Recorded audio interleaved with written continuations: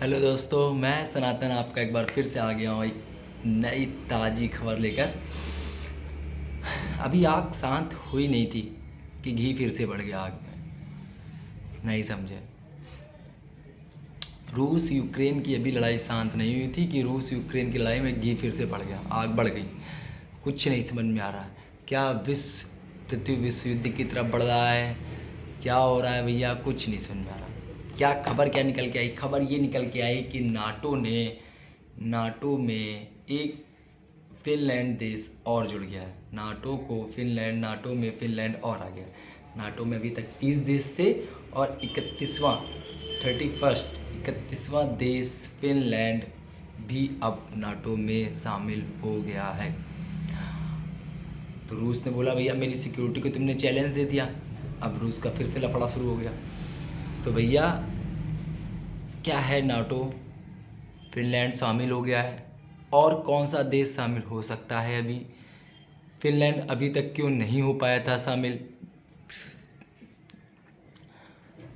इन सब बातों पर, चर्चाओं पर, मुद्दों पर अभी हम बात करेंगे।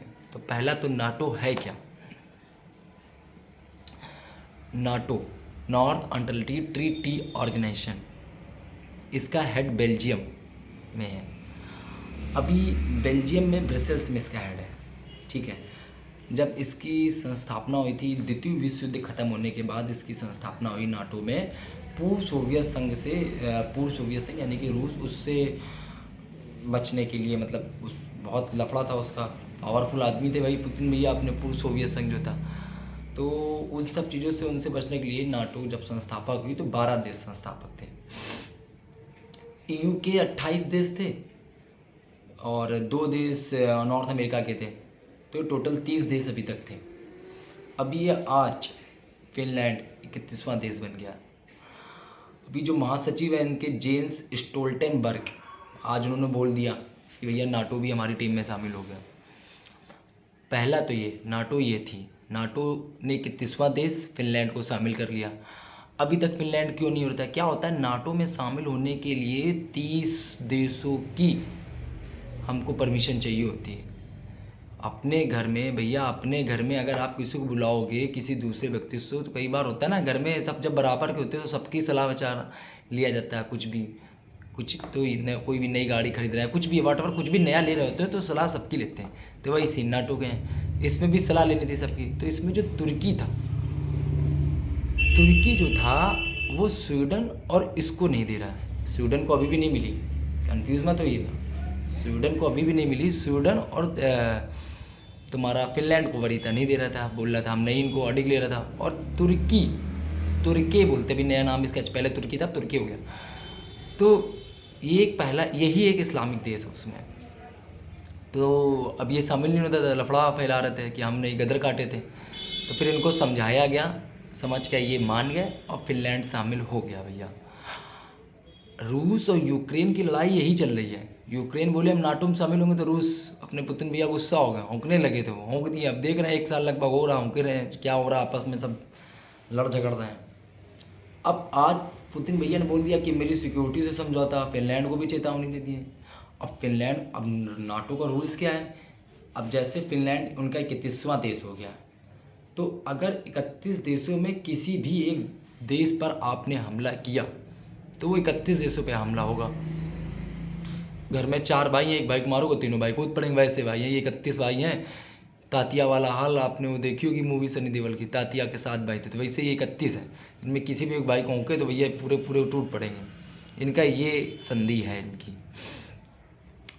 अभी ये चल रहा है कि स्वीडन को भी शामिल कर लेंगे। और अब क्या लफड़ा, अब दिक्कत क्या, रूस को भी क्या दिक्कत है, अब समझो आप। पूर्व सोवियत संघ जब 1992 में 91 में जब घट गया तो 15 भागों में बट गया। भैया आपका घर था, आपके घर के 4 भाई थे, भाई साहब झगड़ा हो गया, अलग अलग रह रहे हैं, ठीक बात है। लेकिन गुरु, आपका भाई रह रहा है अलग, अब अगर उसको कोई वो कहीं